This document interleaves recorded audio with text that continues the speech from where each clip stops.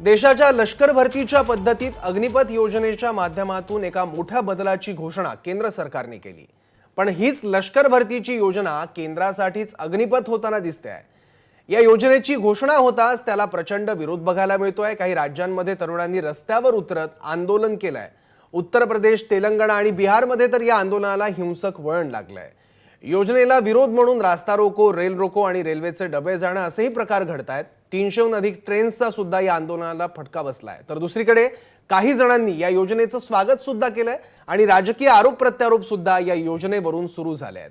पण ज्या अग्निपथ योजनेची घोषणा केल्यानंतर देशभरात इतका सगळा गदारोळ होतोय, ती योजना नेमकी काय, सरकारकडून त्याचे नेमके काय फायदे सांगितले जात आहेत आणि तरीही या योजनेला विरोध नेमका का होतोय, तरुणांचे नेमके आक्षेप काय आहेत, याबद्दल सैन्यातल्या माजी अधिकाऱ्यांसोबत आपण बोलणार आहोत। त्यासाठी आपल्यासोबत पुण्याहून आहेत निवृत्त मेजर जनरल शशिकांत पित्रे, त्याचबरोबर निवृत्त lieutenant general Dattatray Shekatkar sir आणि दिल्लीतून निवृत्त lieutenant general Sanjay Kulkarni sir, तसंच निवृत्त व्हाईस एअर मार्शल नितीन वैद्य, हे सगळे आपल्या सोबत आहेत। सगळ्यांचं मनपूर्वक स्वागत या खास चर्चेत। आणि माझे सहकारी अभिजित करंडे हे सुद्धा या चर्चेत माझ्या सोबत असतील।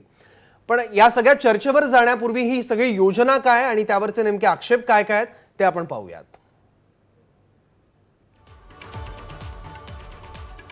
अग्निपथ योजनेतल्या नव्या सैनिकांना नाव देण्यात आलंय अग्निवीर।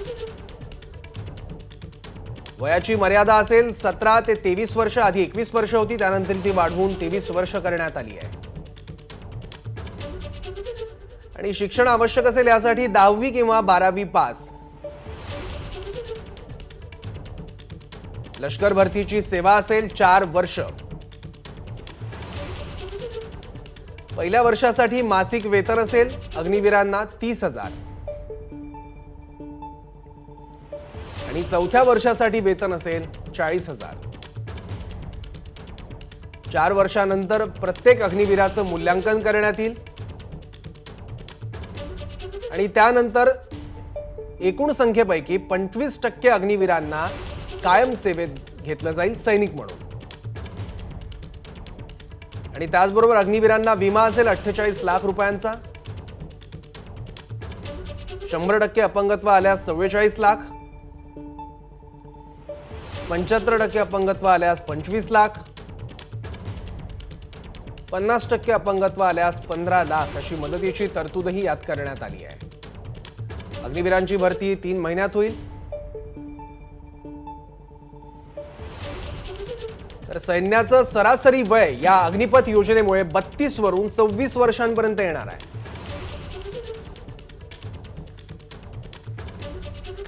तर अग्निपथ योजना नेमकी काय आहे ते आता आपण बघितलं आणि अग्निपथ या योजनेला विरोध नेमका काय होतोय, त्याचे मुद्दे काय आहेत, आक्षेप काय आहेत। तर नोकरीची शाश्वती नसणं आणि निवृत्ती वेतन नसणं यामुळे युवकांकडून या योजनेला मोठा विरोध होतोय। केवळ 4 वर्षांचा कार्यकाळ आणि त्यानंतरची सगळी अनिश्चितता यामुळे काहीसा संभ्रम आहे तरुणांमध्ये। वयाची मर्यादा हा देखील नाराजीचा मुद्दा जो आता काहीसा बदलण्यात गेलाय। आधी 21 वर्ष होतं, ते नंतर 23 वर्ष करण्यात आलाय। सैन्य भरतीसाठी युवक 2-2 वर्ष तयारी करतात आणि ती तयारी आता काय केवळ 4 वर्षांसाठी करायची का, असा संतप्त सवाल देशभरातले तरुण विचारतायत। आणि सर्व जवानांची भरती याच प्रक्रियेतून होणार आहे, त्यामुळे इतर पर्याय देखील आता बंद होत आहेत। 4 वर्षांच्या नोकरीनंतर जे निवृत्त होणार आहेत त्या अग्निवीरांचं नेमकं भविष्य काय, हा देखील एक प्रश्न उपस्थित होतोय।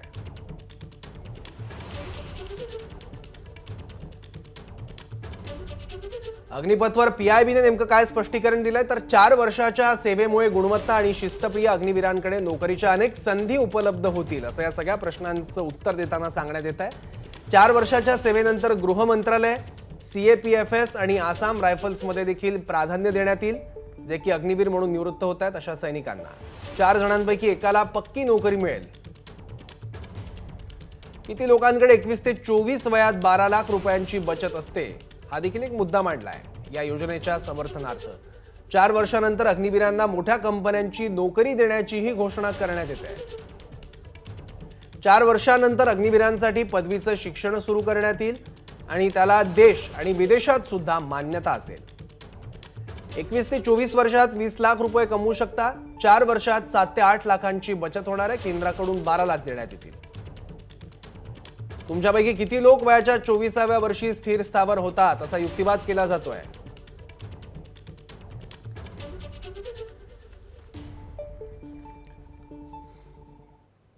अग्निपथ योजना जाहीर झाली आणि तब्बल 8 राज्यांमध्ये जबरदस्त हिंसाचार झाला. रेल्वे पेटवून देण्यात आल्या, लोक रस्त्यावरती आले. जवळपास 260 जणांवरती गुन्हे दाखल करून त्यांना अटक करण्यात आली. 30 कोटीहून अधिकच्या देशातल्या मालमत्तेचं मोठं नुकसान झालं. तरुणांचा संताप अनावर आहे आणि त्याबद्दल सरकारकडून सांगितलं जातंय की त्यांना योग्य ती माहिती जी आहे अग्निपथ योजनेबद्दलची ती दिली जात नाहीये. आणि म्हणूनच हा कार्यक्रम आहे की नेमका अग्निपथ योजनेमुळे आपल्याला काय फायदा होणार आहे, त्याचे नेमके काय बारकावे आहेत, त्यातल्या नेमक्या काय त्रुटी आहेत आणि त्याच्यावरती उपाय काय असले पाहिजेत. देशासाठी आयुष्य ज्यांनी समर्पित केलं ते major general Shashikant Pitre, lieutenant general निवृत्त दत्तात्रय शेकटकर, लेफ्टनंट जनरल संजय कुलकर्णी आणि vice air marshal Nitin Vaidya आपल्यासोबत आहेत. मी सुरुवातीला शेकटकर सरांकडे जाईन. शेकटकर सर, अग्निपथ योजना आणि सध्या सुरू असलेला हिंसाचार तरुणांना मिसइन्फॉर्म केलं जात आहे असं सरकारचं म्हणणं आहे. अग्निपथ योजनेबद्दल तुमचं मत काय आहे?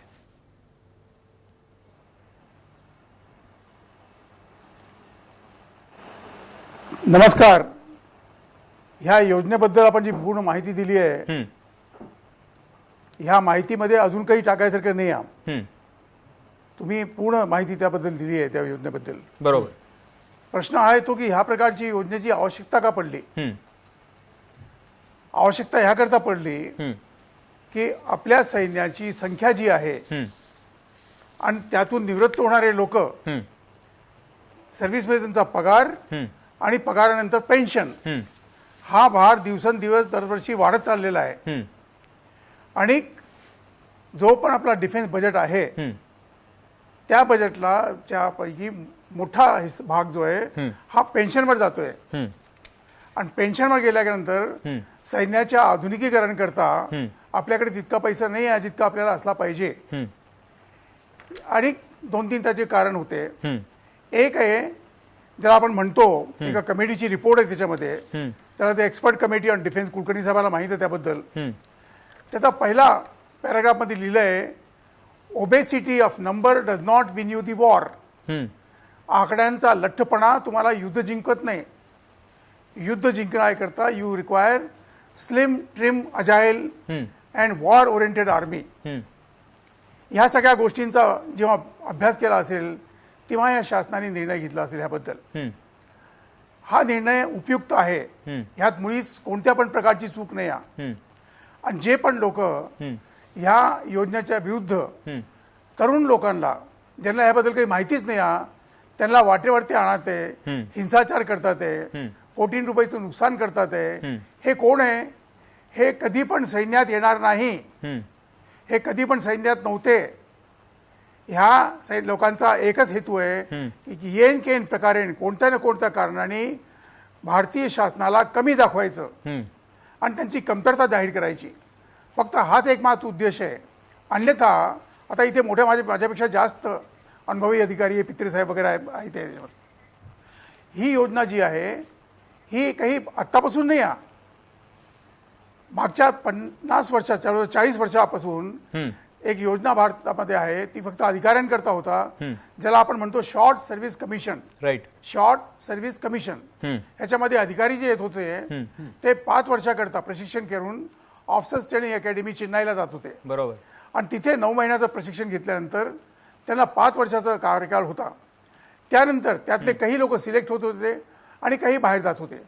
जे बाहेर गेलेले आज चांगल्या मोठ्या पदांवरती काम करतात आहे, सगळे चांगले लोक आहे. हीच योजना थोडासा सुधार करून आता इतर लोकांकरता पण आणलेली आहे, आपल्या जवानांकरता पण आणलेली आहे.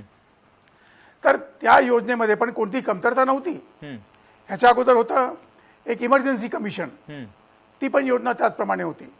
आणि त्यात ह्या काही पण कोणत्या ज्या आपण म्हणतो इतक्या मोठ्या आपण लिस्ट लावली काय काय मिळेल हे काही नव्हतं. पुढे मला सांगितलं नव्हतं की तुम्हाला 10% इथे नोकरी मिळेल, 10% तुम्हाला इथे रिझर्वेशन मिळेल, तुम्हाला हे कामं मिळतील, असं कुणी सांगितलं नव्हतं.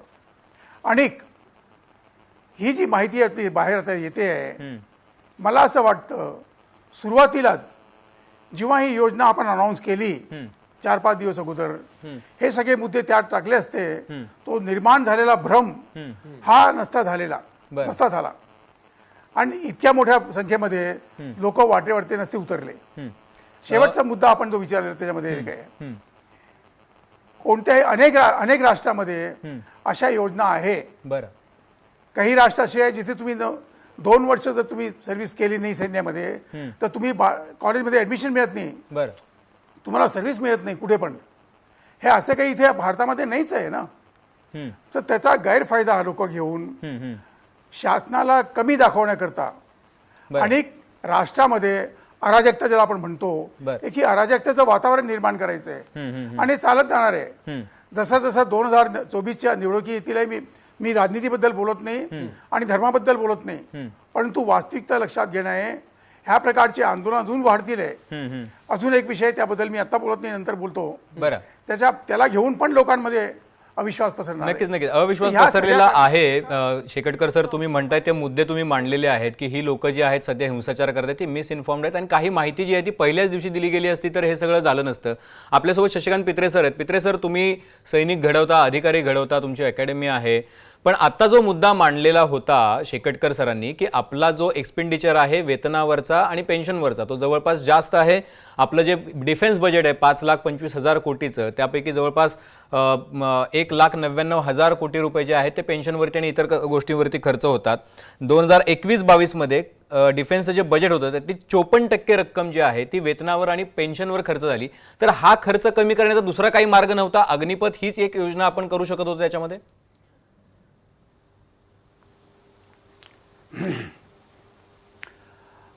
यात मी प्रथम एक आधीच 2 गोष्टी सांगू इच्छितो. हा प्रश्न जो आहे तो अत्यंत संवेदनाशील आहे. बरं. याला राजकीय छटा आलेली आहे. हा केवळ राष्ट्रीय सुरक्षितेचा राहिलेला नाही आहे, सोशिओ इकॉनॉमिक ज्याला म्हणतात, म्हणजे राजकीय आर्थिक छटा त्याला मिळालेली आहे. आणि आम्ही सगळे आता हे चारही आम्ही निवृत्त अधिकारी आहोत. हे जेव्हा बोलू तेव्हा आमच्यावर काही मर्यादा आहेत ऑब्वियस, बरोबर, ज्याच्या बरोबर आम्ही जवळजवळ 3-4 दशकं आम्ही ज्याची सेवा केलेली आहे, त्याच्याबद्दल चुकीच्या समजुती असणं आम्हाला अशक्य आहे. परंतु हे निश्चित आहे की ह्या योजनेत काही त्रुटी आहेत आणि काही नवीन नाही आहे. शेकाटकर साहेबांनी अगदी बरोबर सांगितलं, तुम्ही आता सांगितलं. आपण जवळजवळ 1,20,000 1.2 लाख करोड इतका अर्थ आपण निवृत्ती वेतनासाठी देतो, बरोबर, जो जवळजवळ संरक्षणाच्या तरतुदीच्या 25% आहे. आणि तो आपल्याला जे कॅपिटल बजेट म्हणतात, म्हणजे ज्यातून आपण मोठमोठी अवजार, शस्त्रास्त्र, आधुनिकता करतो, त्याच्यापेक्षा ही निवृत्ती वेतन जास्त आहे. बरोबर. त्यामुळे ते निवृत्ती वेतन कमी करायला पाहिजे, याची बरेच दिवस ओरड चाललेली होती. परंतु यात मी एक गोष्ट सांगू इच्छितो पुढे जाण्याच्या आधी, की हे जे निवृत्त वेतन आहे हे फक्त 3 सैन्याच्या अंगांचे नाही आहे. त्याच्यात अनेक बाकीचे जे डिफेन्स सर्व्हिसेस एम्प्लॉईज आहेत, म्हणजे मुलकी जे नोकरीदार आहेत, त्यांच्याही निवृत्ती वेतनाचा समावेश आहे. तर प्रथम संपूर्ण हा खर्च केवळ सैनिकांच्या निवृत्ती वेतनावर होत आहे, हे चुकीचं आहे. बरोबर. ओके. पण त्याचा अर्थ असा नव्हे की ते माफक आहे, ते वाजवी आहे. ते खरोखरच आपल्या प्रमाणाबाहेर केलेलं आहे आणि ते कमी करणं अत्यंत आवश्यक आहे.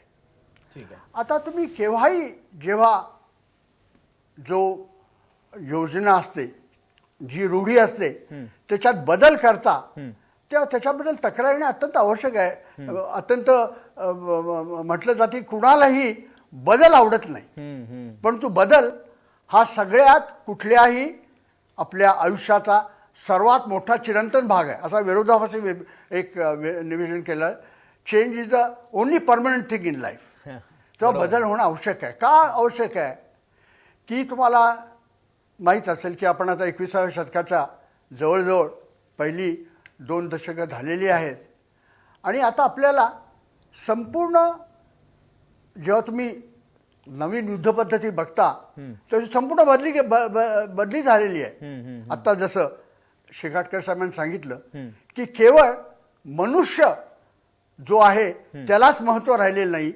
त्याच्यापेक्षा जी अवजार आहेत, जी आपली शस्त्रास्त्र आहेत त्याला अधिक महत्त्व झालेलं आहे. राईट. तर आपण कशावर खर्च करावा, मनुष्यावर करावा का शस्त्रास्त्रांवर करावा, हे जे समीकरण आहे हे बदललं गेलेलं आहे. नक्कीच. आणि जसजसं आपण पुढे जाल आणि जसजसा युद्ध प्रकार आणि जस प्रकारे युद्धभूमी जी आहे ती बदलत जाईल तेव्हा हा बदल आपल्याला लक्षात घेतला म्हणजे पाहिजे. हा इनएव्हिटेबल मार्ग आहे. आपल्याला त्याच्यावरचं एक्सपेंडिचर जे आहे ते कमी करावं लागेल असं तुम्ही सुचवताय.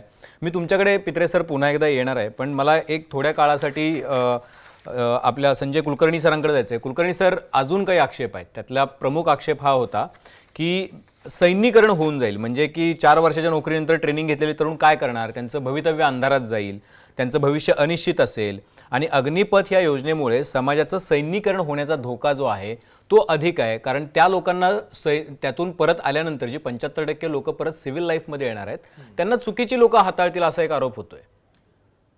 कुलकर्णी सर.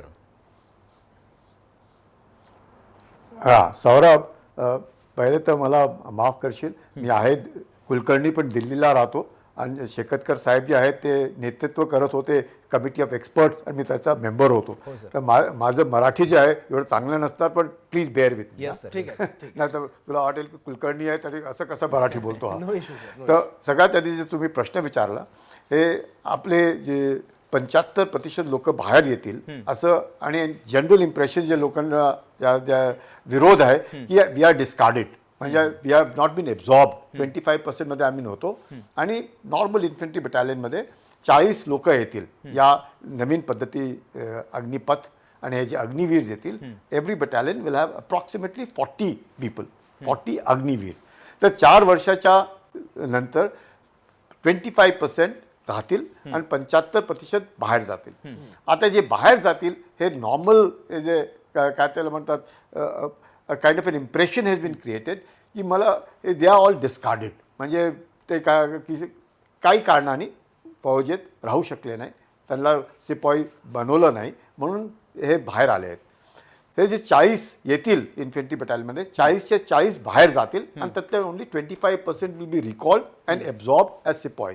हे जी अग्निपथ स्कीम आहे ही स्टँड अलोन स्कीम आहे आणि इथनं जे येतील ते अग्निवीर आहे आणि हीच आता रिक्रुटमेंटची स्कीम राहील आर्म फोर्सेसमध्ये. हे सगळ्यांना माहिती पाहिजे. There is no other way of getting recruited other than this scheme of Agnipath. Number 1. Number 2, ही जी लोक बाहेर जातील आता हळूहळू करून डेफिनेटली काय असतं, जो आपण म्हणतो army is a way of life, आपण म्हणतो की सगळ्यांना देश सेवाची एक तरीके काय त्याला म्हणतात, they should get an opportunity to serve. पण हळूहळू करून the ultimate aim of every person is a job. आणि तो मला नोकरी, आणि नोकरी म्हणजे 15 वर्ष कमीत कमी मी करावं, मला पेन्शन मिळावी, मी आपल्या परिवाराला नीट पाहावं आणि आपली पण हळूहळू करून सम प्रगती should be there in my own life. हे म्हटल्यानंतर त्यांना वाटतं की मे बी 75% लोक बाहेर येतील, त्यांना सरकार 12 लाख रुपये देईल. जसं तुम्ही सांगितलं की नॉन कॉन्ट्रीब्युटरी इन्शुरन्स 48 lakhs. आता नॉन कॉन्ट्रीब्युटरी इन्शुरन्स 48 lakhs. आत्ता जे शिपाई आहेत आर्मीमध्ये त्यांचं सगळ्यांचं इन्शुरन्स इज कॉन्ट्रीब्युटरी, म्हणजे आम्ही सगळे जेवढे फौजेत होतो all the insurance is contributory. पण यांना इट इज नॉन कॉन्ट्रीब्युटरी, त्यांनी काही द्यावं नाही, सरकार यांना 48 lakhsला इन्शुरन्स कर. आणि for whatever the reason कोणी मरून जातं, काय होऊन जातं त्याला, तर the government will give 1 crore to the family. 48 lakhs तर इन्शुरन्स आहे त्याला. Besides that 44 lakhs. आणि डिसेबल झालं, if is 100% disable, it's 44 lakhs. The government is catered adequately की काही पण या अग्निवीरांना काही झालं, कसं पण झालं, हे तर एक दिस आर जस्ट इन्सेंटिव्स. आता काय एनीबडी नॉर्मली जेव्हा तुम्ही कोणाशी बोलाल तर त्याला सगळ्यांना हे वाटतं की फौज ही आहे तर आहे काय. याच्यात कसं असतं की एक नॉर्मल मुलगा जो शाळेत असतो आणि जेव्हा फौजेत जातो त्याच्यानंतर जेव्हा तुम्ही त्याला पाहता you see the transformation in कसा चालतो, कसा बोलतो, कसा काम करतो, कसं कमिटमेंट आहे, कसं डिसिप्लिन आहे, काय डेडिकेशन आहे. स्वतःच घरामध्ये पण लोकांना वाटायला लागतं वा हा फौजेत गेला किती मस्त माणूस झाला तो. म्हणजे असा नव्हता तो कधी ऐकायचा नाही, नीट बोलायचा नाही, आता कसा वागतो, कसा बसतो, कसा उठतो, हे जे आहे त्याच्यामध्ये येणार आहे दॅट डिसिप्लिन, दॅट कमिटमेंट, ते तुम्ही पाहाल की या अग्निवीरांमध्ये येईल. हेच नाही, यामुळे सरकारचं समाजाचं skill लष्करीकरण होईल अशी भीती सुद्धा काही जण वर्तवत आहेत, तर त्याबद्दल सुद्धा आपल्याला बोलायचं आहे. आणि त्याचबरोबर या अग्निवीरांचे जे की वयाच्या 23-24व्या वर्षी निवृत्त होतील त्यांच्या भवितव्याचं काय, हा सुद्धा एक प्रश्न आहे. आणि लष्कराची कार्यक्षमता. नितीन सर, एक मुद्दा उपस्थित होतोय या सगळ्यामुळे की तो म्हणजे जर 4 वर्षांचा कार्यकाळ असेल सेवेचा, तर त्याच्यातला बराचसा काळ हा ट्रेनिंगमध्ये जाणार आहे. त्याच्यामुळे हा जो नवखा तरुण आहे, जो नवशिक्या तरुण आहे त्याला म्हटलं जातं असं, तो खरंच लष्करी व्यवस्थेशी इतक्या कमी वेळात जोडून घेऊ शकेल का, आणि त्याचा लष्कराच्या कार्यक्षमतेवर नेमका काय परिणाम होईल? अभिजितजी, तुम्हाला ह्याबद्दल मी सांगू शकतो की 6 महिन्याचं जे ट्रेनिंग आहे ते कम्प्लीट झाल्यानंतर जवळजवळ 3.5 वर्षाचा काळ त्याला असेल ऍक्च्युअल फील्ड ड्युटी करण्यासाठी. तसंच तुम्ही बघाल की ज्या देशांमध्ये हे आधीपासून लागू आहे, म्हणजे अमेरिका म्हणा जिथे कन्स्क्रिप्शन आहे, किंवा इस्रायल म्हणा जिथे आहे, रशियामध्ये पण आहे, आणि बऱ्याचशा प्रमाणात चायनामध्ये सुद्धा आहे, त्या लोकांची तर 2च वर्षाची सर्व्हिस असते आणि त्याच्यानंतर they are free to go back to civil life.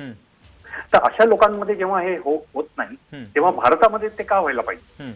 दुसरी गोष्ट की जे म्हणतात की आपल्या देशाचं लष्करीकरण होईल आणि हे लोक ट्रेन्ड मॅन पॉवर स्ट्रीट्स वरती येतील, असं बोलणं म्हणजे एकदम चुकीचं असं मला वाटतं. कारण तुम्ही बघाल की आपल्याला आपल्या देशामध्ये शाळेपासून एनसीसी शिकवतात, कॉलेजमध्ये सुद्धा एनसीसी असतं, B certificate, C certificate applicable असतं. There is a special entry to the arm forces with NCC background. तर असे लोक जेव्हा एनसीसी मधून पास आउट होतात, कॉलेजचं शिक्षण पण घेतात, त्यांना जर भरती झाले नाही ते मिलिटरीमध्ये, तर त्यांचं आतापर्यंत कधी लष्करीकरण झालं नाहीये. 1947 पासून एनसीसी आपल्या देशामध्ये आहे. तसंच तुम्ही बघाल जिथे मी तुम्हाला इस्रायलचं नाव सांगितलं, जिथे 2 वर्षाची नोकरी करून लोक परत सिव्हिल लाईफ मध्ये येतात. अमेरिकेमध्ये पण साधारण 30 प्रक्रिया आहे. हे लोक जेव्हा 2 वर्षाच्या विच इन्क्लूड्स ट्रेनिंग ते बाहेर येतात, त्या देशामध्ये तर काही लष्करीकरण झालं नाहीये. अमेरिकेची जी शेड्यूल 2 प्रमाणे जे गन लॉज आहेत त्याचे आपण बाजूला ठेवू, पण ज्या देशामध्ये असे गन लॉज नाही आहेत, अमेरिका सोडून इस्रायल म्हणा किंवा तुम्ही रशिया म्हणा किंवा चायना म्हणा, तिथे लष्करीकरण झालं नाहीये. बरोबर. त्यामुळे हे जे लोक म्हणतात की हे लष्करीकरण होईल, हे ऍक्च्युली इनकरेक्ट इन्फॉर्मेशन त्यांच्या डोक्यामध्ये आहे. आणि जसं जनरल चिकटकर म्हणाले की एक मिसकन्सेप्शन घेऊन वातावरण तापवायचं आणि ते पेटत ठेवायचं, ही जी कल्पना काही लोकांची आहे त्याच्यामध्ये हे फिट बसतं असं मला वाटतंय. नितीन सर, मी तुम्हाला थोडं इंटरप्ट करतो. मला अजून एक छोटा प्रश्न तुम्हाला विचारायचा आहे. तो असा आहे की काही लोकांचा असाही आक्षेप आहे की 4 वर्षांचा एक हा जो कालावधी आहे तर तो कमी आहे, आणि त्या इतक्या कमी कालावधीत ते सैन्याच्या शिस्तीशी, वचनबद्धतेशी एकरूप कसे होतील. आणि दुसरं जे महत्त्वाचं कारण जे दिलं जातं याला विरोध करताना, ते असं दिलं जातं की 6 महिन्यांचं ट्रेनिंग आहे, मग इन्फंट्री असेल किंवा सिग्नल सारखी जी ट्रेनिंग असतात त्याच्यासाठी विशेष ट्रेनिंग्स घ्यावी लागतात, त्याची गरज पडेल, त्यासाठी अधिक वेळ लागेल.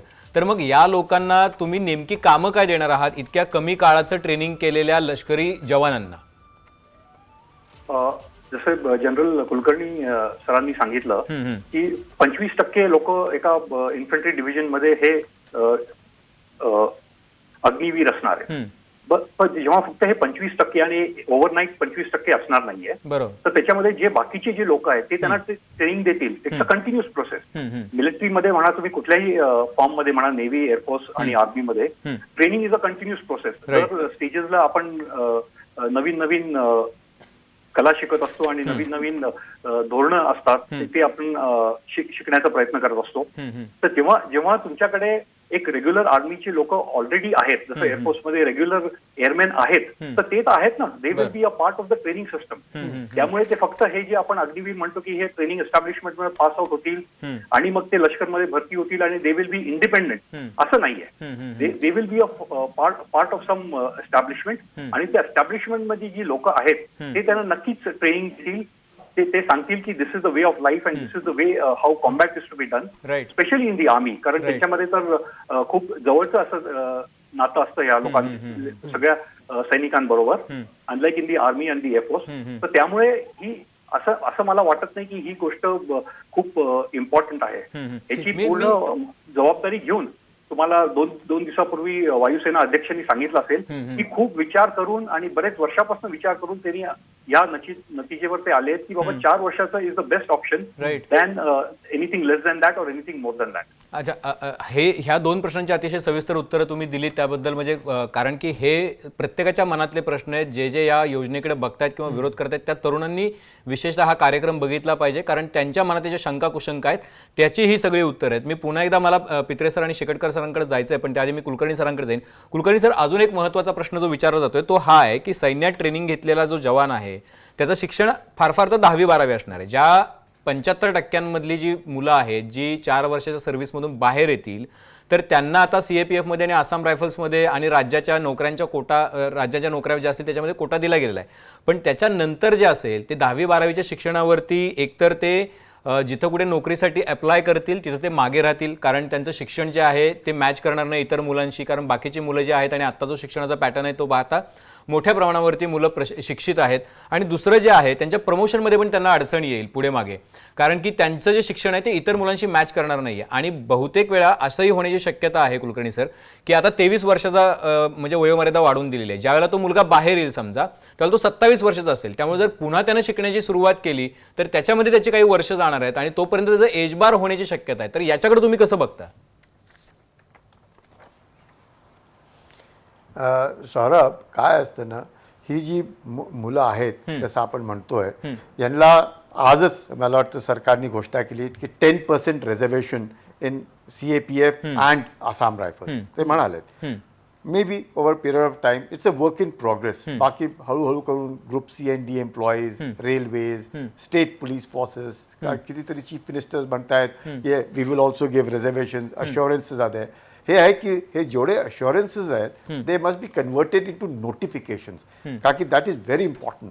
नाहीतर काय असतं ना, लोकांच्या मनात शंका असते की सरकार बदली झाली, लोक आली, माहिती आहे कसं लोक येतील, आज म्हणतायत की देऊ, नंतर माहीत नाही मिळेल की नाही मिळणार. का की आत्ता जो अग्निवीर येईल तो 4 वर्षानंतर म्हणजे 5व्या वर्षी त्याला त्रास होईल या नाही होईल. का की the success of this Agnipath scheme depends on the rehabilitation of 75% Agniveer. हे जे बाहेर येत आहेत हे अम्बॅसिडर्स आहेत. हे कसे लोक यांच्याकडे पाहतात, यांना कसं वाटतं जेव्हा ते सिव्हिल सोसायटीमध्ये जातील, यांना वाटेल की येस लोक आमच्या बरोबर आम्हाला नीट तरीकेने पाहतायत, आमच्याकडे आम्हाला सगळे कोणी म्हणतायत, आता जसे सगळे इंडस्ट्रियलिस्ट म्हणतायत की आम्ही यांना घेऊ, आम्ही यांना नोकऱ्या देऊ. आता पुढे गेल्यानंतर कशी नोकरी देतात नाही देत त्याच्यावर निर्भर आहे. पण त्याच्या आधी सरकार there will be a lot of lateral absorption within the army also, there will be a lateral absorption बाहेर पण, इंडस्ट्रीज ऑल्सो. कितीतरी मुलं असतील या मुली असतील, they might start their own ventures also. असं नाही की सगळेच येणार. आता कितीतरी माझ्याच बटालियनमध्ये किती मुलं असायची की 4-5 वर्ष होत नाही, साहब हमको प्रमोशन कार्ड नहीं करना है, हमको लांस नायक नहीं बनना है, हमको सिपाही जाना है. का असे म्हणायचे? तर कारण की त्यांना माहिती आहे की पेन्शन घ्यायची आणि आपण बाहेर जायचं. तर यातले जे 25% एब्झॉर्ब झाले त्यांना पेन्शन मिळेल, बाकी जे एब्झॉर्ब नाही झाले त्यांनाही काही ना काही मिळेल आणि त्यांची जी फ्युचर इज एश्योर्ड. हेच नाही, इंदिरा गांधी ओपन युनिव्हर्सिटी आहे. इंदिरा गांधी ओपन जे 10वी असतील ते 12वी करतील, जे 12वी या इंटर आले असतील त्यांना ग्रॅज्युएशन करवतील. तर there is a lot of scope. मी सांगू शकतो तुम्हाला Saurabh, to all the youth, they must not get carried away by all these kind of misinformation. Kulkarni sir, मला फक्त एका वाक्यात तुम्ही सांगा की हे तरुण जे आता कार्यक्रम बघतायत त्यांनी ही भीती बाळगण्याचं कारण नाही की आपण अग्निवीर म्हणून, जवान म्हणून जर आपण गेलोत आणि आपण 75% लोक जे आहेत ते सिव्हिल लाईफमध्ये परत आले तर ते कुठल्याही पद्धतीने त्यांच्या सिव्हिल लाईफमध्ये मागे पडणार नाहीत, त्यांनी चिंता करण्याचं कारण नाही असं आपण ठामपणे सांगू शकतो. अरे प्रश्नच नाही सौरभ, प्रश्नच नाही. मी सांगू शकतो, शॉर्ट सर्व्हिसमधून ते तर ऑफिसर्स आहेत ना, शॉर्ट सर्व्हिस ऑफिसर्स जेव्हा येतात आणि 5 वर्ष करतात आणि त्याच्यानंतर जातात. माझी पण गाडी 10-12 लाखाचीच गाडी आहे, त्यांच्याकडे 7 वर्षात मर्सिडीज आहे.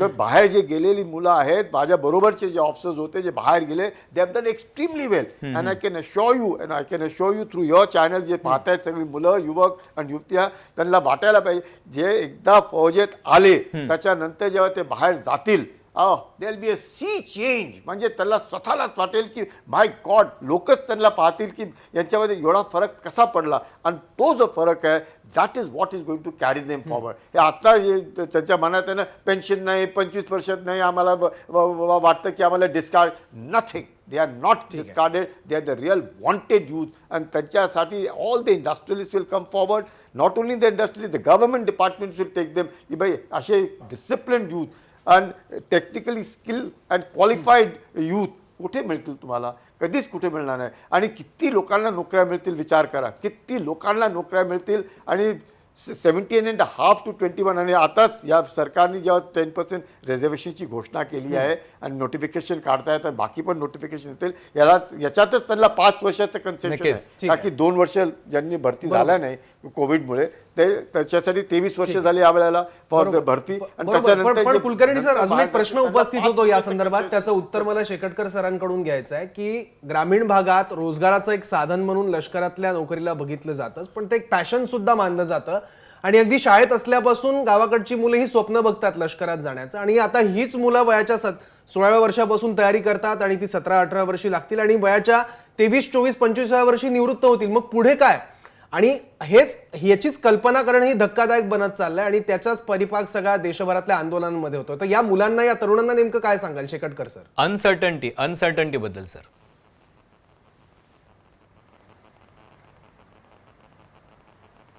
ह्या मुलांना एकच सांगेन की तुम्ही ही जी खोटी माहिती तुम्हाला देतात आहे त्याच्यावरती मुळीच तुम्ही विश्वास करू नका. काही लोकांनी म्हटलं, तर तुम्हीच म्हटलं तुमच्या आपल्याला बोलताना, की लोकांना अशी कल्पना आहे की समाजाचं सैनिकीकरण होईल. आज पण दरवर्षी 50,000 लोक निवृत्त होऊन पेन्शनवर जातात आहे. सैनिकीकरण झालं का समाजाचं? मी स्वतः ज्या रेजिमेंटमध्ये काम करत होतो, सगळे आमचे सैनिक जे आहे हे महाराष्ट्रातले मुलं आहे आमचे.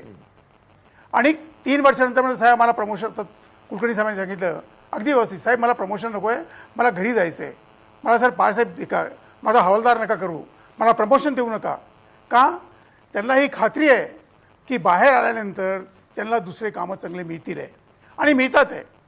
आणि I agree with what General Kulkarni has said, your image goes up.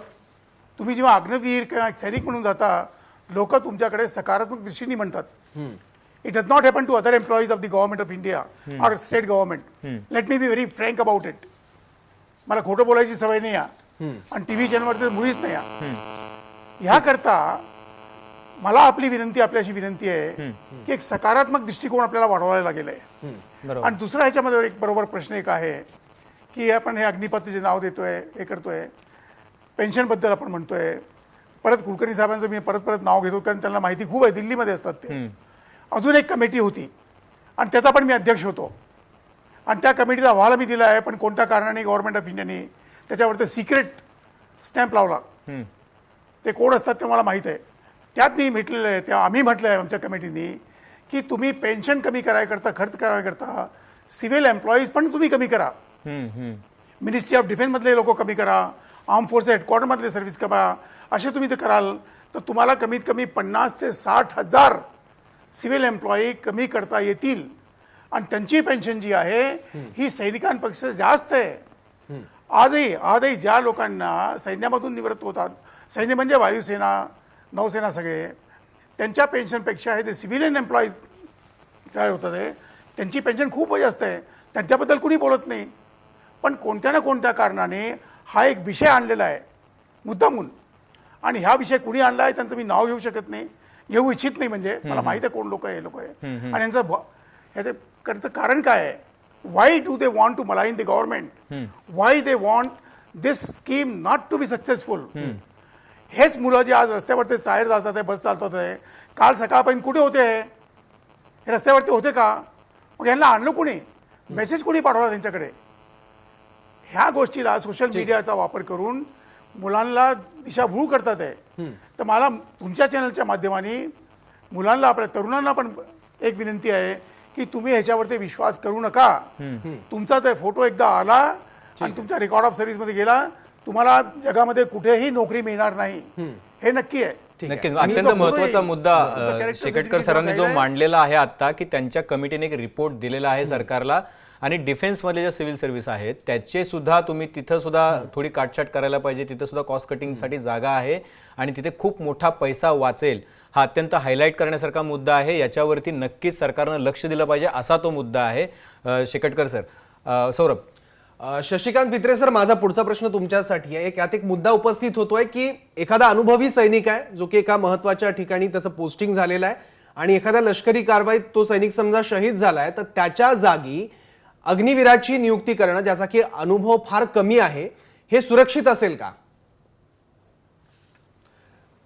कारण सैनिकी कारवाई करताना किंवा सैनिक म्हणून आपली भूमिका बजावताना अनेक गोष्टी अनेक स्किल्स तुमच्याकडे लागतात, एक निर्णायक क्षमता लागते. तर या सगळ्या क्षमता अग्निवीरांमध्ये असतील का ज्यांनी की फार कमी कार्यकाळाचं ट्रेनिंग घेतलंय आणि फार कमी त्यांना अनुभव आहे? मला या प्रश्नाचं उत्तर देण्यात आधी मला थोडीशी एक दुसरी बाजू फार उत्तम अशा प्रकारे पॉइंट्स प्रकट केले गेले आहेत. हे लक्षात घ्या की हे अत्यंत नवीन स्कीम आहे, नवीन योजना आहे, आत्ता आलेली आहे. राईट. याच्यात बदल व्हायला लागलेले आहे. नुकताच आपल्याला ठाऊक आहे की 2 महत्वाचे बदल घडून आलेले आहेत. एक म्हणजे 21ची थोड्या केवळ वन टाइम का असेना तर 21ची त्यांनी 23 वर्ष त्यांनी हे वाढवलेलं आहे. बरोबर. आता नुकतंच 10% CAPF मध्ये मुलांना देता येईल हे आलेलं आहे. माझ्या मतानं जेव्हा तुम्हाला मी सांगू इच्छितो की जेव्हा आम्ही सैन्यात गेलो 60 ते 70च्या दरम्यान त्यावेळेला सैनिक हे 7 वर्षाची नोकरी करायचे आणि 7 वर्षानंतर ते 7 वर्ष रिझर्व्हिस्टचं काम करायचं. बरं. आणि त्यानंतर त्याला लागलं त्यांना बोलायला आणि ज्या लोकांना 7 वर्षानंतर सर्व्हिस करायची असेल ते करायचे. ही प्रथा आपल्याकडे होती की नवीन नाही आहे. त्यामुळं हे 4 वर्ष हे काही सॅक्रोसॅक्ट नाही आहे. काही दिवसांनी कदाचित 4 वर्षाचं 5 वर्ष होऊ शकेल, 5 6 वर्ष होऊ शकेल. याचा विचार केला जाईल. केवळ 4 वर्ष आहे म्हणून ती स्कीम खराब आहे ह्याचा अर्थ नाही. ही scheme it is a process in evolution. हे वेगवेगळं बदल जाईल आणि मला वाटतं एक 5 6 7 वर्षात आपल्याला अशी एक योजना मिळेल ज्यामुळं आपले पैसे वाचलेले असतील आणि आपल्याला पाहिजे तसं सैन्य मिळत असेल. आता तुम्ही जो प्रश्न केला त्याचं उत्तर देतो. तुम्ही म्हणताय की एखादा अग्निवीर गेला, त्याचा जायबंदी झाला किंवा त्याचा ह्याच्यावर मृत्यू झाला, ही काही नवीन गोष्ट नाही आहे. तुम्हाला ठाऊक आहे की श्रीलंकेत जेव्हा आमची बटालियन गेले आहे तेव्हा त्यांची जी स्ट्रेंथ होती ती 30 ते 40% होती. हे लक्षात घ्या की जेव्हा कित्येक हे चालत आलेलं आहे की जेव्हा बटालियन्स जेव्हा युद्धावर जातात तेव्हा त्यांची काय पूर्ण अगदी 100% हे नसते. आणि त्यानंतर जेव्हा त्यांच्या कॅज्युअलिटी होत जातात, लोक आजारी पडतात, लोकांना इजा होतात, लोक मृत्यू पावतात, त्यांच्याकरता वेगवेगळे पुन्हा ज्याला रिएन्फोर्समेंट म्हणतात, रिएन्फोर्समेंट कॅम्प असतात आणि त्यांच्यातून हे लोक पुढे यायला लागतात.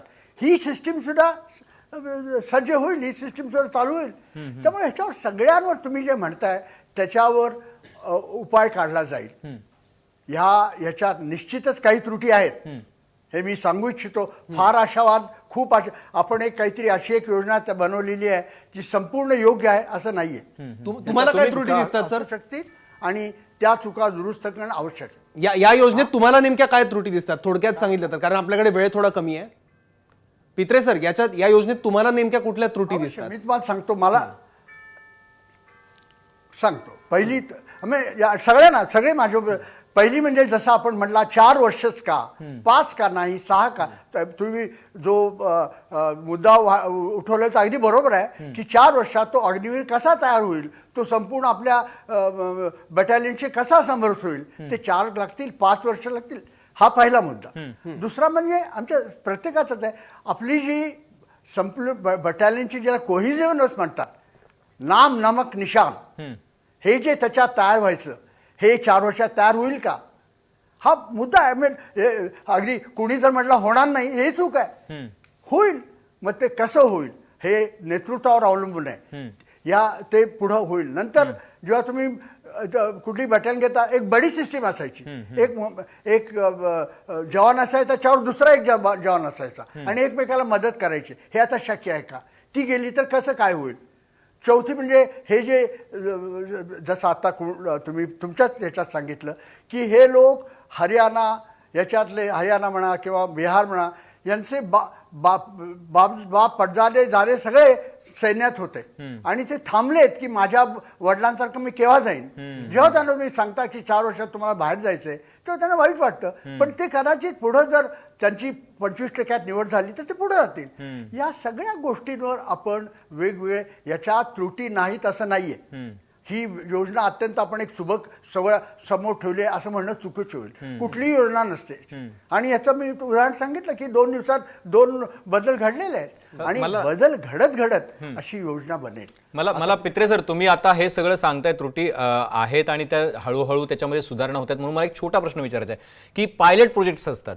अचानक एखादी योजना पूर्णपणे अंमलात आणण्याऐवजी पायलट प्रोजेक्ट आणायला पाहिजे होता, तो प्रकल्प राबवायला पाहिजे होता. त्याचं यशापयश बघून आपल्याला ते पूर्णता नंतर कशी राबवायची, त्याच्यामध्ये अजून काय गोष्टी करता येतील आपल्याला आणि ती फुलप्रूफ कशी करता येईल हे बघितलं गेलं असतं तर बरं झालं असतं, असा एक सूर आहे. तुमचं काय मत आहे त्याच्याबद्दल?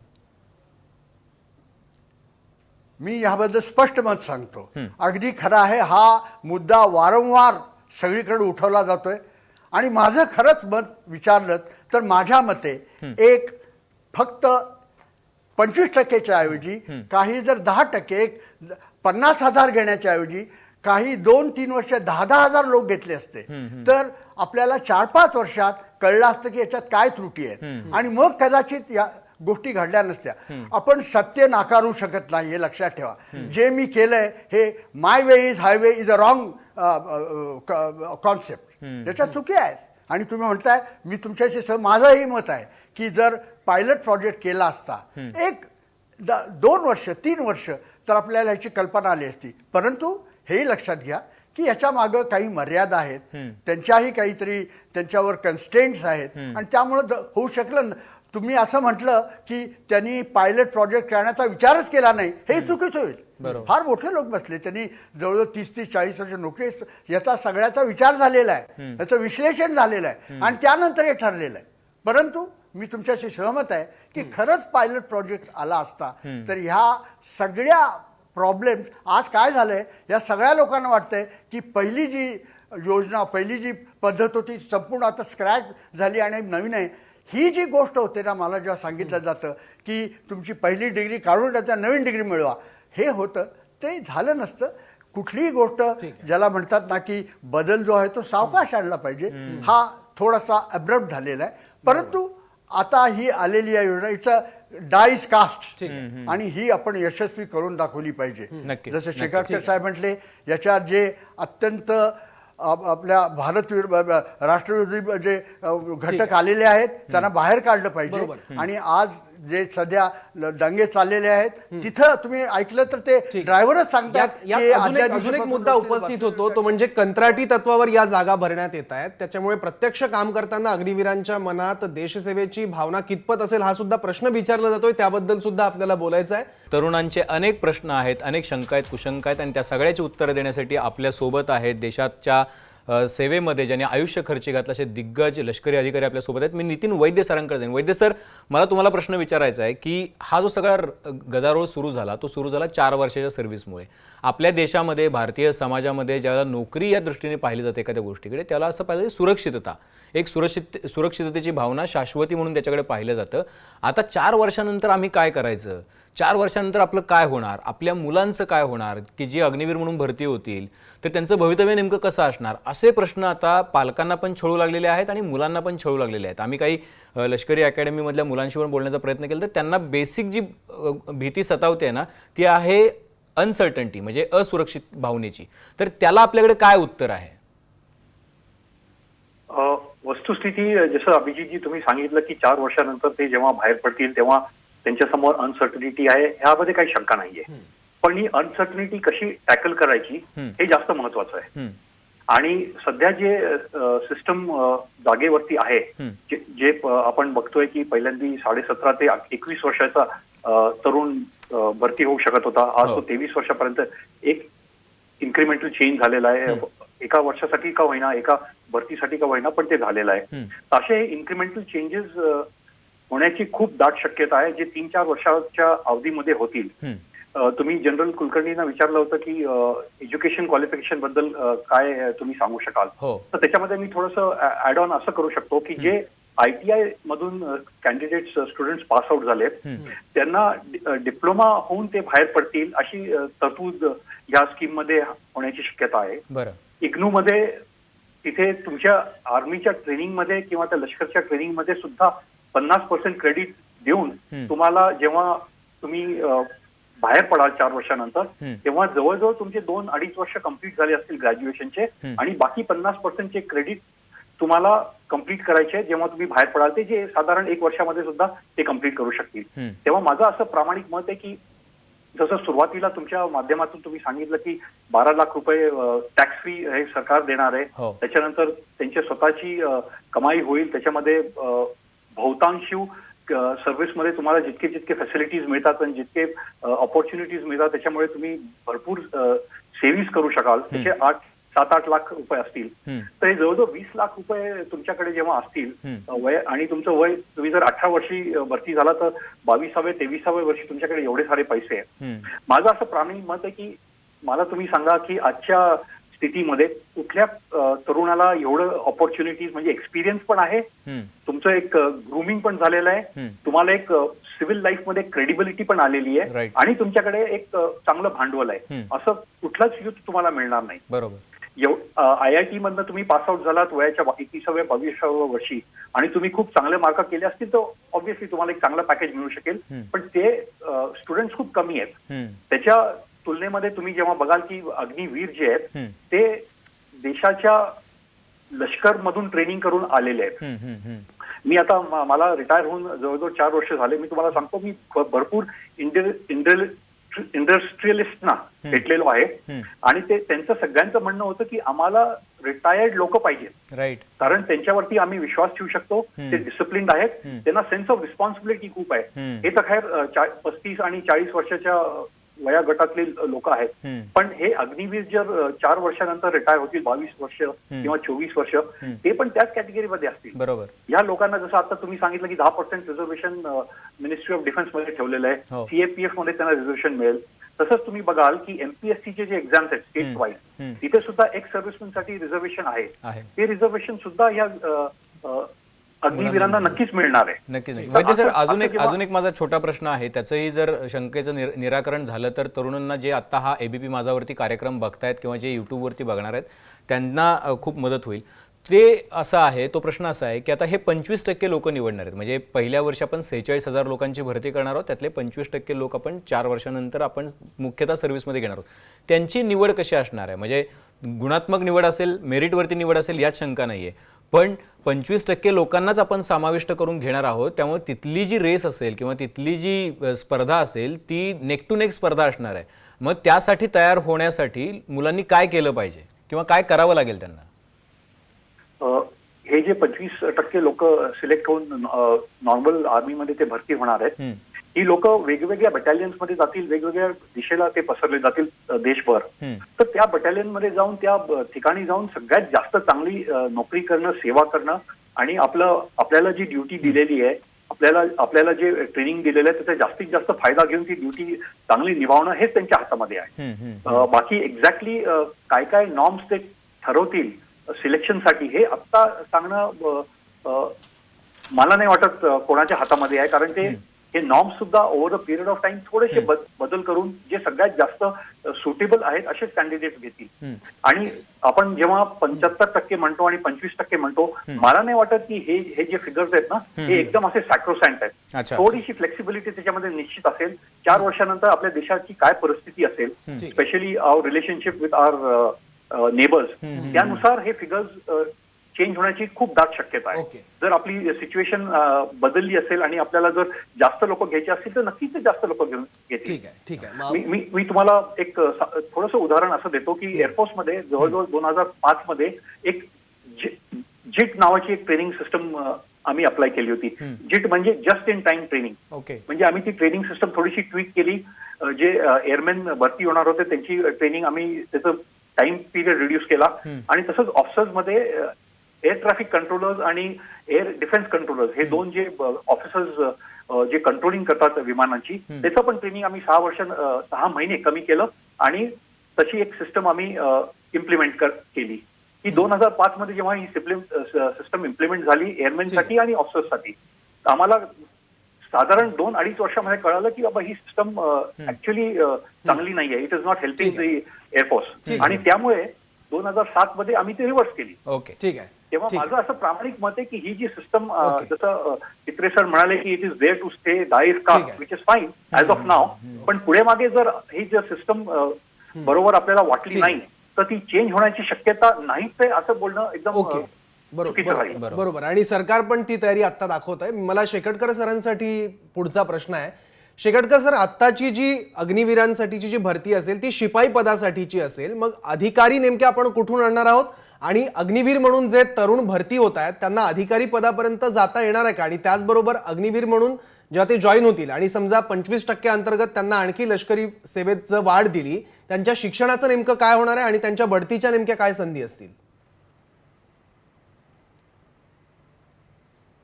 अगदी बरोबर आहे. जे अग्निवीर भरती होतील आणि समजा 25% जे राहिले ते पण अधिकारी होऊ शकतात. अगदी मी ठामपणे तुम्हाला सांगतोय. आज पण मी जेव्हा तुमच्याशी बोलतोय सैन्यामध्ये आम्ही एक म्हणतो रेजिमेंटल कमिशन, की जे लोक शिपाई म्हणून भरती झालेले आहे आज ते मेजरच्या पदावर ते काम करतात आहे.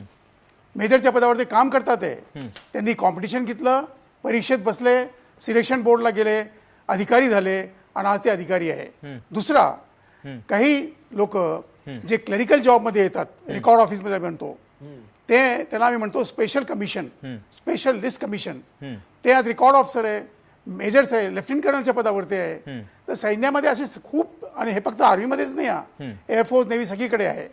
तर संध्या खूप आहे. तुम्ही म्हणताय परत म्हटलं की तरुण लोक ऐकतात आहे. तुम्ही जर आपली योग्यता दाखवली तर तुम्ही तिथपर्यंत जाल जिथपर्यंत तुम्ही जायला मागता. आपल्याकडे अजून लेफ्टनंट जनरल पदावर ते लोक आलेले आहे जे शिपाईमधून भरती होणार आहे. पित्रे साहेबांना माहीत असेल, ते माझे गुरु आहे, माझ्यापेक्षा सिनियर आहे, त्यांनी आयुष्य जास्त पाहिलेलं आहे. शिपाई होऊन भरती आलेला व्यक्ती लेफ्टनंट जनरलच्या पदावर ते पोहोचलेला आहे. तेव्हा हे सगळं होतं का? काही नव्हतं, पण ते करतात आहे.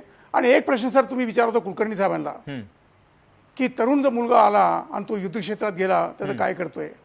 1965च्या युद्धामध्ये माझं फक्त 2 वर्ष सर्व्हिस झाली होती. मी काश्मीरला होतो, लाईन ऑफ कंट्रोलवरती युद्ध चालला होता. आणि आमच्या कमांडिंग ऑफिसरनी, आम्ही त्यांना JCO म्हणतो, सुभेदार साहेब म्हणतो, ते महाराष्ट्रात होते, त्यांनी त्यांना सांगितलं, साहेब नवीन आहे, इनको बोलना जोश में होश नाही खोलना, म्हणजे जास्त युद्धामध्ये ताकद दाखवू नका आणि साहेबांकडे तुम्ही लक्ष ठेवा. त्याचप्रमाणे जे हे नरून भरती होती तिथे, ते जुने तिथे लोक कामं करतात आहे, शिपाई आहे, हवालदार आहे, JCO ऑफिसर आहे, हे सर्व आपल्या मुलांसारखं पाहतात. ते they don't treat them like a sepoy or anybody else. They are part of our own family, they are like our own children, we take care of them. तर ही पण एक जी चुकीची भावना आहे की त्यांचं काय होईल का बली का बकरा बना, असं काही होणार नाही. काही होऊ शकत पण नाही. We take equal responsibility to ensure that our young men, our JCOs, our NCOs, our sepoys, our young officers, they're all secured and they will remain secured. अच्छा, शेकटकर सर, अजून एक प्रश्न विचारला जातोय किंवा एक असा सूर लावला जातोय विरोधी जे आवाज आहेत या योजनेच्या त्यांच्याकडून, की लष्कराचं कंत्राटीकरण करण्याचा हा घाट आहे एका प्रकारचा. तुम्हाला असं वाटतंय?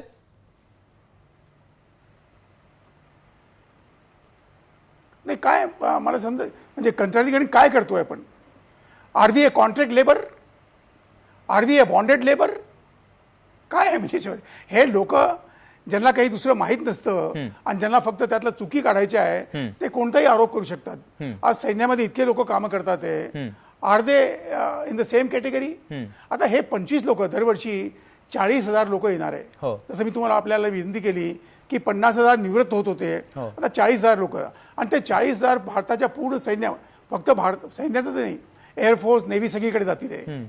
So they are part of the same system. There is no way. हे कंत्राटीकरण जे म्हणतात आहे ते चुकीचा शब्द लावतात, चुकीचा अर्थ लावतात आहे. आणि ते भ्रामक प्रचार करतात आहे. अच्छा. तुम्ही परत आपल्याला परत परत विनंती करतो तुमच्या चॅनलच्या माध्यमाने ह्याच्यावरती तुम्ही विश्वास करू नका. आणि तुम्ही चांगला विषय घेतला हा चर्चेकरता, याकरता तुमचं मी धन्यवाद करतोय. There is nothing wrong, absolutely nothing wrong. नक्कीच नक्कीच. मी शेकाडकर सर, तुम्ही जो रेजिमेंटल कमिशनचा मुद्दा मांडला होता तोच घेऊन मी पित्रे सरांकडे जाईन. पित्रे सर, एक जो आवाज आहे याच्या विरोधी लोक जे बोलतायत ते असं म्हणतायत की अग्निपथमुळं लष्करातली परंपरागत रेजिमेंटल रचना जी आहे तिला धोका निर्माण होईल. तुम्हाला असं वाटतंय की असं काही होईल? मी आताच आपल्याला सांगितलं, ह्या प्रत्येक त्या बटालियन जेव्हा तुम्ही म्हणता हो. त्या प्रत्येक बटालियनमध्ये त्याचा पणजोबा, आजोबा, वडील आणि ते त्या बटालियनमध्ये सर्व केलेले आहेत. राईट. आणि त्यामुळं त्यांच्यात एक आपल्या पलटणबद्दल एक आता प्रचंड अभिमान येतो. परंतु आपण जे बोलतोय ते जे होऊन गेले त्याच्याबरोबर बोलतोय. आता जसं सांगितलं, जेव्हा तुम्ही एका युनिट बरोबर 4 वर्ष असाल, आणि माझं असं मत आहे स्पष्ट की हे 5 ते 6 वर्ष होणार आहे, स्पष्ट सांगतो तुम्हाला. तर जेव्हा तुम्ही त्याच्यावर असाल त्यावर त्याच्याबद्दल तुम्हाला एक आस्था वाटू लागेल आणि त्याच्यातले 25% पुढे जाणार आहेत. तो नाम नमक निशान ते पुन्हा चालेल, त्याच्यात काही त्याच्यात खंत काही पडणार नाहीये. परंतु निश्चितच त्याच्यात जसं आपण पूर्वी बटालियनमध्ये बघत होतो की मुलगा 15 वर्ष जायचा आणि त्यानंतर तो रिटायर व्हायचा, तर त्याकडं एक मला याच्यामधून पेन्शन मिळेल ही जी भावना होती ती आता कमी व्हायला पाहिजे. आपण बदललं पाहिजे. तेच म्हटलं की सैन्याकडं एक पेशा म्हणून अवश्य पाहावं, पण एक केवळ धंदा म्हणून पाहू नये की मला याच्यातून 15 वर्षात मिळेल. आणि मी पुन्हा तुम्हाला सांगतो, आणि हे आधी कुलकर्णी साहेबांनी सांगितले की जेव्हा आम्ही रेजिमेंटल कमांड करत होतो तेव्हा अनेक लोक आम्हाला, मी आता मी एक इंजिनियर रेजिमेंटची कमांड करत होतो, अनेक लोक ते कार्पेंटर झाले, फिटर झाले, 4, 5, 6 वर्षांनी त्यांना बाहेर जायचं असायचं. कारण एक तर त्यांची शेती असायची, ते करावं, तर ते वेगळे करू, म्हणजे त्यांनी आपल्याकरता नवीन नवीन दिशा, नवीन नवीन क्षितिजे निर्माण केली होती. आणि हे नवीन नवीन होणार आहे. फक्त याचा थोडासा हे मला अनेक तुम्ही एक विचारच्या प्रश्नाचं मला उत्तर देण्याची परवानगी द्या. आपण जे म्हटलं की याच्यातून हे जे 75% आता 10% लोकांना आपण घेणार आहोत. एक फार सुंदर कल्पना आहे की जे सगळे CIPF म्हणजे सेंट्रल आर्म्ड पोलीस फोर्सेस, म्हणजे तुम्ही BSF घ्या, CRPF घ्या, याच्यात जे रिक्रुटमेंट करतात ते एक नवीन कल्पना अशी आहे की त्यांनी रिक्रुटमेंट थांबवावी आणि त्यांनी जे हे आपले अग्निवीर आहेत त्यांना घ्यावं. आता याचे किती फायदे आहेत पहा, की ते आर्मीमध्ये राहिले, त्यामुळे आर्मीचा काय म्हणतात, आर्मीचं जे स्ट्रक्चर आहे ते पिरामिडिकल स्ट्रक्चर आहे. पिरामिडचा बेस जो आहे आम्हाला जितका वाईड करायचा तेवढा पाहिजे. त्याचकरता शॉर्ट सर्व्हिस कमिशन जे आलं त्याचकरता की जे लोक 5 वर्षानं जातील आणि पुढे त्यांना प्रमोशन मिळालं नाही म्हणून त्यांना वाईट वाटणार नाही. तसंच आपण हा बेस वाईड करतोय.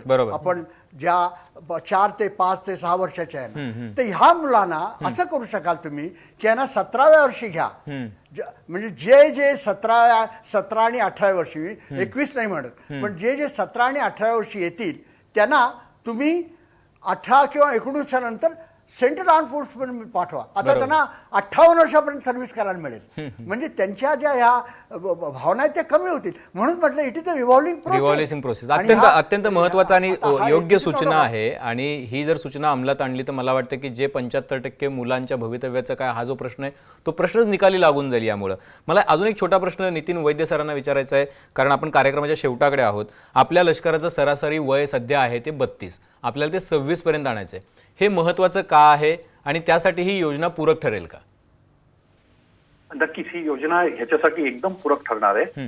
26 आणायचं, because it has to be a lean and thin and fighting fit army. Specially मी आर्मी बद्दल बोलतोय. एअरफोर्स मध्ये इतकी रिक्वायरमेंट किंवा नेव्ही मध्ये इतकी रिक्वायरमेंट कम्पॅरेटिव्हली नाहीये, पण आर्मी मध्ये खूप जास्त आहे, बिकॉज त्यांचे बुक्स ग्राउंड मध्ये आहेत आणि ते एकदम बॉर्डर एरियाज मध्ये आहेत, which is very hostile terrain. आपल्या नॉर्थ मध्ये, उत्तरामध्ये म्हणा किंवा नॉर्थ ईस्ट मध्ये म्हणा, it's not a very easy border to be in. तर अशा या वयाचे जे लोक आहेत ते जर आर्मीमध्ये भरती झाले तर ते फायटिंग फिट आहेत, यंग आहेत, and they are able bodied and they will be able to serve much better.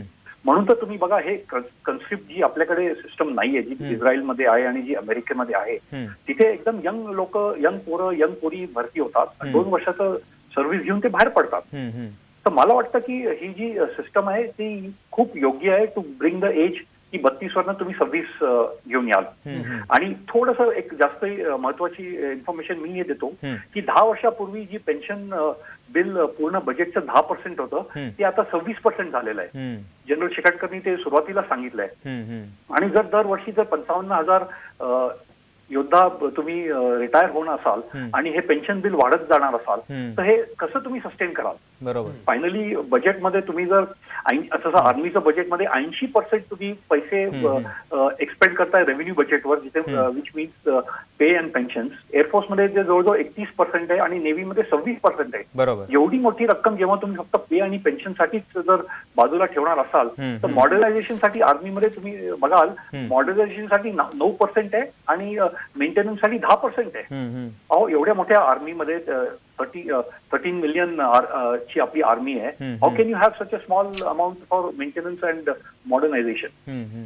तेव्हा मला वाटतं की ही जी सिस्टम आणलेली आहे ही पूर्ण विचार करून ही आणलेली आहे आणि ज्या लोकांनी आणलेली आहे त्यांनी खूप विचार करून, आणि एका माणसाने आणलेली नाहीये, ते खूप डिस्कशन झाले असतील, डेलिब्रेशन झाले असतील आणि इतके साऱ्या सिनियर ऑफिसर्सनी डिसाईड केलं असेल की this is the best system. It must have been convinced, गव्हर्नमेंटला कन्व्हिन्स केलं असेल आणि त्याच्यानंतर ही सिस्टम इन प्लेस आली आहे. त्यामुळे आपण त्या सिस्टमला एक चान्स द्यावा असं मला वाटतं. आणि जसं मेजर जनरल पित्रे सरांनी सांगितलंय की ते वाढवण्याची शक्यता आहे. म्हणजे त्यामुळे सुरुवातीलाच तुम्ही असं नेगेटिव्हली विचार करून की बाबा ही सिस्टम फेल आहे.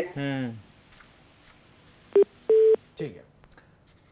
मला वाटतं नितीन वैद्य सरांचा आवाज येत नाहीये, त्यांचा फोन जो आहे तो मला वाटतं कट झालेला आहे. आपण प्रयत्न करूयात.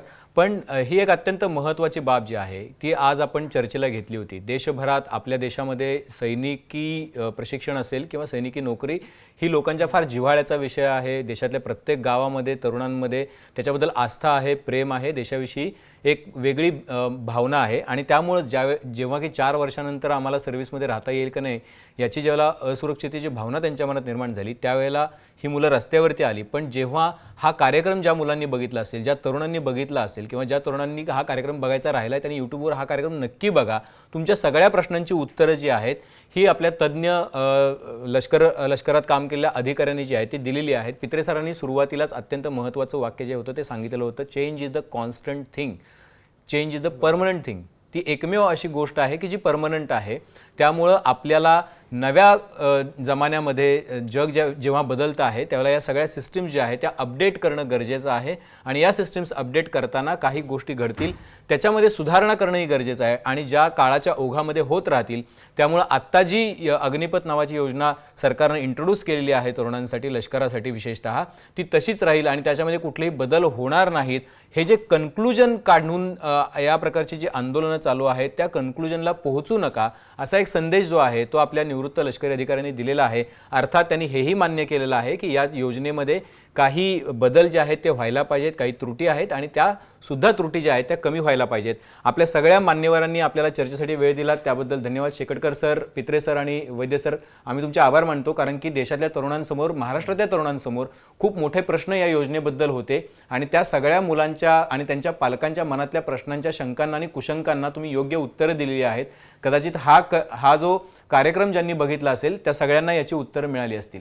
अग्निपथ योजनेसंदर्भातल्या या कार्यक्रमामध्ये आपण आज इथेच थांबतोय. तुम्ही पाहत रहा एबीपी माझा. एबीपी माझा, उघडा डोळे बघा नीट.